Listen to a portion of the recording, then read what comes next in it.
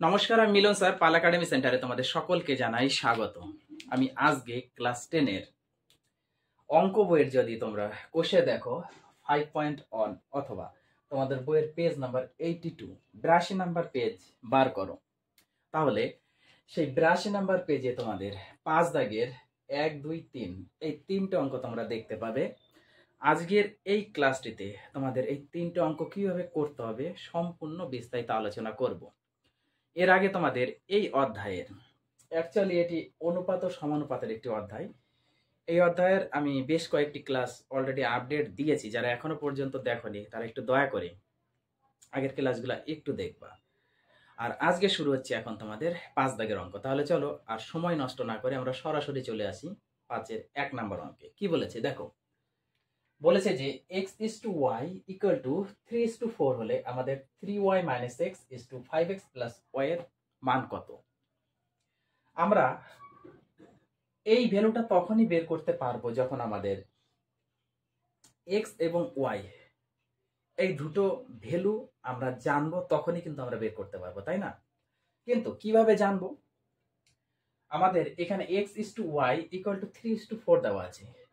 এই অনুপাত থেকে আমাদের একটা মান বের করতে হবে, তারপরে অঙ্কটি হয়ে যাবে। দেখো, প্রথমে 1 নম্বর অঙ্কটি একটু খেয়াল করো। কি বলেছে? x/y = 3:4, x/y = 3:4, তাই না? এখন এই ইস্টুটাকে যদি আমরা একটু বাই করে দিই, ভগ্নাংশে যদি আনি, তাহলে কি দাঁড়াচ্ছে দেখো, x/y = 3/4, তাই না? এখন এখানে যদি আমরা একটু কোণাকুণি গুণ করি, তাহলে কি হচ্ছে, x এর সাথে 4 গুণ করলে হবে 4x = 3 এর সাথে y গুণ করলে হবে 3y। ওকে, এখন এখান থেকে তোমরা x এর ভ্যালু বের করে অঙ্কটি করতে পারো, কিংবা y এর ভ্যালু বের করে তোমরা অঙ্কটি করতে পারো। আমি এখানে x এর ভ্যালু বের করছি। ওকে, তোমাদের যার যেটা সুবিধে মনে হবে সেটা বের করবে। আমি এখানে x = তাহলে কি দাঁড়াচ্ছে, এখানে 3y তো থাকবেই উপরে, বাই 4টা নিচে আসবে। ওকে, আমরা x এর ভ্যালুটা বের করে নিয়েছি। এখন যে অঙ্কটি আছে সেই অঙ্কটি আমরা করব। দেখো কিভাবে দেওয়া আছে, কি 3y - x = 2x + y, এইটা আমাদের বের করতে হবে, তাই তো? সমান সমান 3y আছে থাক, মাইনাস আমরা x এর ভ্যালুটা বসাবো। যেহেতু আমি x এর ভ্যালুটা বের করেছি, তাহলে x যেখানে আছে সেখানে আমি 3y/4 বসাবো, তাই না? তাহলে 3y/4 আমরা বসিয়ে দিলাম। ওকে, = 2 × x গুণ হিসাবে আছে, তার মানে x এর ভ্যালু আমরা এটা বসাবো, 3y/4 প্লাস 4 তো ছিলই, তাই না? তাহলে এটা যদি আমরা লসাগু করি 4 হবে, 4 এর সাথে 3y গুণ করলে 3 × 4 = 12y হবে, মানে 4 4 ভাগ করলে 1, সকলেই জানো লসাগু, 1 এর সাথে 3y গুণ করলে 3y হয়। ওকে, = এটা আমি একটু সরাসরি করে দিই। ওকে, লসাগু এটা 4 হবে। এবার 4 4 মিলে গেল। এবার 2 আর 3y তো উপরে গুণ হিসাবে আছে, তাহলে 1 এর সাথে আমাদের এই দুটো যদি গুণ করি 3 × 2 = 6y হবে, প্লাস,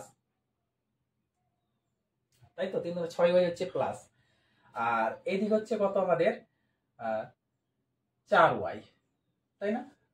এদিকে হচ্ছে আমাদের 4y =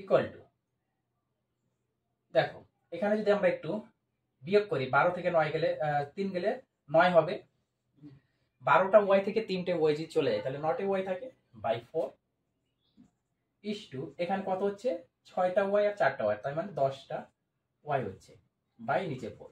এবার নিচে নিচে আমাদের কেটে যাচ্ছে, উপরে উপরে দেখো y y কেটে যাচ্ছে, তাই না? তাহলে আমাদের পড়ে আছে সমান সমান কত, 9:10। অর্থাৎ 1 নাম্বার অঙ্কের আমরা অ্যান্সার পেয়ে গেছি যে এর ভ্যালু = 9:10। ওকে, আশা করি কারো সমস্যা নেই অঙ্কটি নিয়ে। যদি সমস্যা থেকে থাকে আমাকে বলবে, আমাকে কমেন্ট করবে, আমি অবশ্যই তোমাদের বোঝানোর চেষ্টা করব। তারপরে আসি এবার আমি 2 নম্বরে। দেখো কি বলেছে, বলেছে a/b = 8:7 হলে দেখাতে বলেছে যে এই দুটোর অনুপাত সমান সমান 7:5। আমাদের প্রমাণ করতে হবে। এই অঙ্কটি যেমন ভাবে করলাম, এটার ক্ষেত্রে আমাদের দেওয়া ছিল না, আমাদের বের করতে হয়েছে যে 9:10 এটা আমাদের বের করতে হয়েছে, কিন্তু এটাও আমাদের বের করতে হবে, কিন্তু এখানে দেওয়া আছে যে কত আসবে। ওকে, চলো সেম ভাবে আমরা করব। দেখো কিভাবে, আমরা যদি এখান থেকে আগে আমি একটু শর্টে বের করে নেই। দেখো a/b দেওয়া আছে, a/b সমান সমান কত দেওয়া আছে, দেখো 8:7 দেওয়া আছে। এটা আমরা যদি বাই করে দিই, a/b = 8/7 হবে। কোনাকুনি যদি গুণ করি 7a = 8b এসে দাঁড়াচ্ছে, তাই না? এখান থেকে আমরা এর ভ্যালুটা বের করি, a সমান সমান 8b/7টা নিচে আসবে। এটা কিন্তু অলরেডি 2 নাম্বার অঙ্কের সমাধান চলছে। ওকে, তার মানে a সমান সমান 8b/7 আমরা পেলাম। এখন এই অঙ্কটার মধ্যে আমরা একটু মানটা বসাবো, যেখানে a আছে সেখানে আমরা 8b/7, তোমরা b বের করে কিন্তু করতে পারবে। ওকে, দেখো তাহলে কি হচ্ছে, কত আছে, এটা হচ্ছে যেহেতু আমাদের প্রমাণ করতে বলেছে সেহেতু আমরা একটু লিখবো লেফট হ্যান্ড সাইড অথবা বাম পক্ষ। ওকে, 7a - 3b, 7a - 3b = 11a - 9b, 11a - 9b, এইটা হচ্ছে আমাদের অনুপাত। এখন 7 ইন্টু এর জায়গাতে আমরা বসাবো কত, এই মানটা 8b/7, আর -3b তো আছেই। ওকে, = 11 ইন্টু এর জায়গাতে এই মানটাই আমরা বসাবো 8b/7, আর -9b তো আছেই, থাকবে। ওকে, এবার একটু অন্য কালার দিয়ে আমি করি। দেখো এটা যদি আমরা উপরে উপরে গুণ করি, 7 8 কত, 56b/7 হচ্ছে, -3b আছে থাকবে, = এটা 8 11 88 b/7 -9b হচ্ছে। বোঝা গেল, উপরে উপরে গুণ করেছি আমি। তাহলে এইটার এবার আমরা একটু লসাগু করব, = দিয়ে এটারও আমরা লসাগু করব। ওকে, দুটোর ক্ষেত্রেই লসাগু 7 হবে। তাহলে এখানে 56b বসে যাবে, মাইনাস এটা 3 7 21b হবে। লসাগু না বোঝার কিচ্ছু নাই, কিন্তু ক্লাস 10 পড়ো। তাহলে এটা 88b বসে যাবে, মাইনাস এটা 7 আর 9 63 গুণ করলে হবে। ওকে, পরের লাইনে দেখো 56টা বি থেকে যদি আমরা 21টা বি মাইনাস করি তাহলে কত এসে দাঁড়াচ্ছে, তাই না? এটা আমাদের মাইনাস করতে হবে। আচ্ছা, একটু মাইনাস করি। 6 থেকে 1 গেলে থাকে হচ্ছে উপরে 5, তাই না? এবার 5 থেকে 2 গেলে থাকে 3, তাহলে 35b, 35টা বি বাই নিচে 7 আছে, এটার ক্ষেত্রে আমরা বিয়োগ করব। 88 থেকে কত 63 চলে যাবে, তার মানে 8 থেকে প্রথমে 3 গেলে থাকছে আমাদের 5, একটা বি বসিয়ে দিই। এবার 8 থেকে 6 গেলে হচ্ছে আমাদের 2, তাহলে 25b/7। তাহলে এই যে নিচে নিচে 7 7 কেটে যাচ্ছে, উপরে উপরে বি কেটে যাচ্ছে, আমাদের থাকলো 35 কত 25। এই অনুপাতটা একটু কাটবে কত দিয়ে, 5 দিয়ে। দেখো 5 7 35, 5 5 25, তাহলে সমান সমান আমরা কত পাচ্ছি, 7:5, 7:5। তো আমাদের কিন্তু রাইট হ্যান্ড সাইড বেরিয়ে গেছে, তাই না?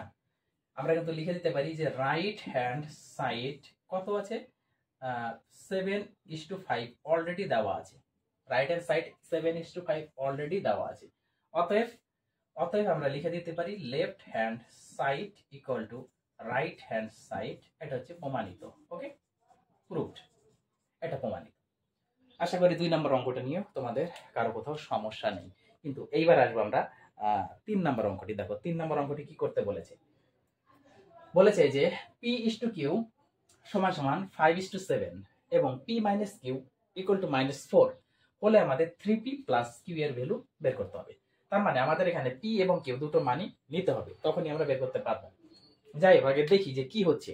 যদি শুধু p দিয়ে আমরা করতে পারি তো ভালো, না হলে p এবং q দুটোই বের করতে হবে। চলো প্রথম অনুপাতটি থেকে আমরা একটু বের করে নিই। p এটা হচ্ছে আমাদের 3 নাম্বার। ওকে, এটা হচ্ছে আমাদের 3 নাম্বার। p/q সমান সমান 5:7 আছে, এটা আমরা বাই বাই করি, p/q সমান সমান 5/7, কোনাকুনি গুণ করলে 7p = 5q। এখান থেকে আমরা pটা বের করে নিই, তাহলে 5q বাই কত 7, এটা হচ্ছে আমাদের p এর ভ্যালু। কিন্তু আরেকটা কন্ডিশন দেওয়া আছে p-q। দেখো p-q, এই যে p-q ইকুয়াল টু দেওয়া আছে -4, তো আমরা পির ভ্যালুটা এখানে যদি একটু বসিয়ে দিই, তাই না, পির ভ্যালুটা যদি একটু বসিয়ে দিই তাহলে কত হচ্ছে 5q/7 মাইনাস কিউ তো আছেই, এটা কিন্তু 9 না, এটা কিউ ইকুয়াল টু -4, তাই না? আমরা বসিয়ে দিলাম, এই পির ভ্যালুটা এখানে বসিয়ে দিলাম।